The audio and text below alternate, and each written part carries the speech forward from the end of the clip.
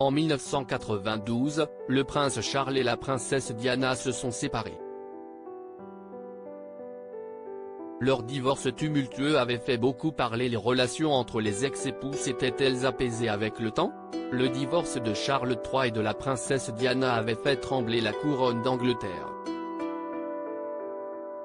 Marié en juillet 1981, le couple s'était séparé en 1992. Un divorce qui a été aussi tumultueux que leur relation. Il finit par être officialisé en 1996.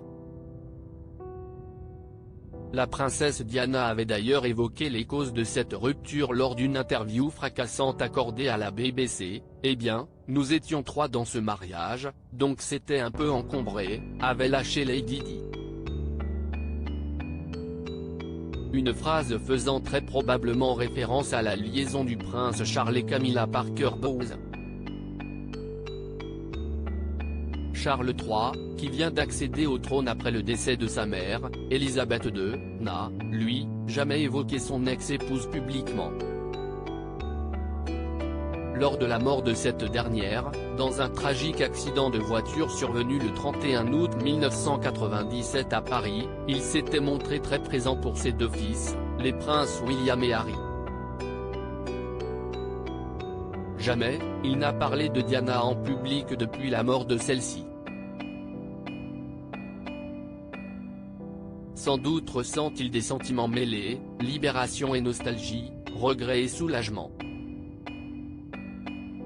Le divorce, cependant, leur avait fait le plus grand bien, indique Michel Faure, auteur de l'ouvrage Charles III, roi d'Angleterre, sorti aux éditions de l'Archipel en mars 2021.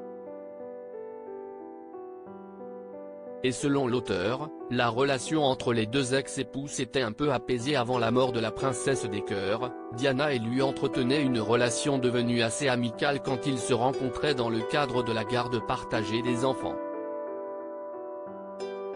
Diana à propos de Charles III, il a l'air triste. En revanche, la princesse Diana a plusieurs fois évoqué leur couple dans les médias. Lorsqu'elle a rencontré celui qui était encore à l'époque le prince Charles, elle n'avait que 16 ans. Ce dernier sortait avec sa grande sœur, Sarah Spencer.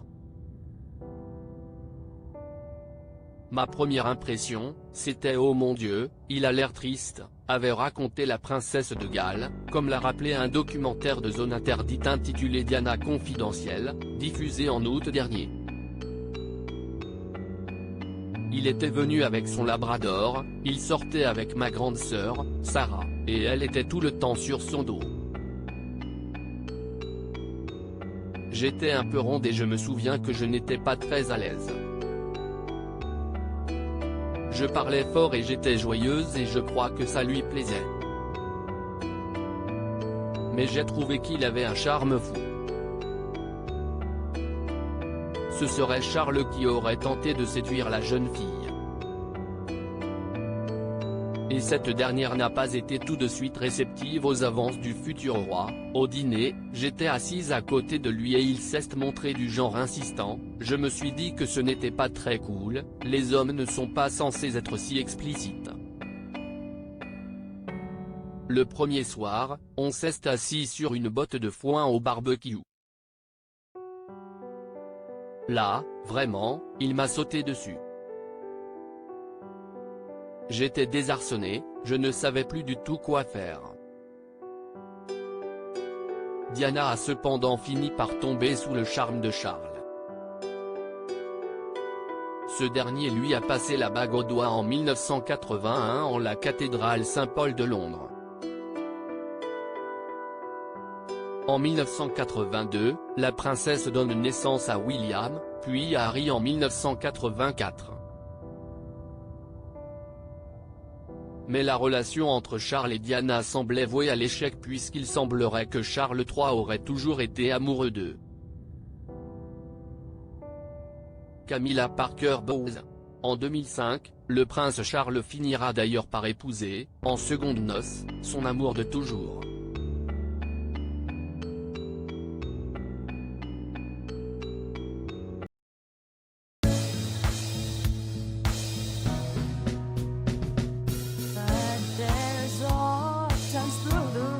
Sometimes I think you can let me know. Sit down, sit back, let me help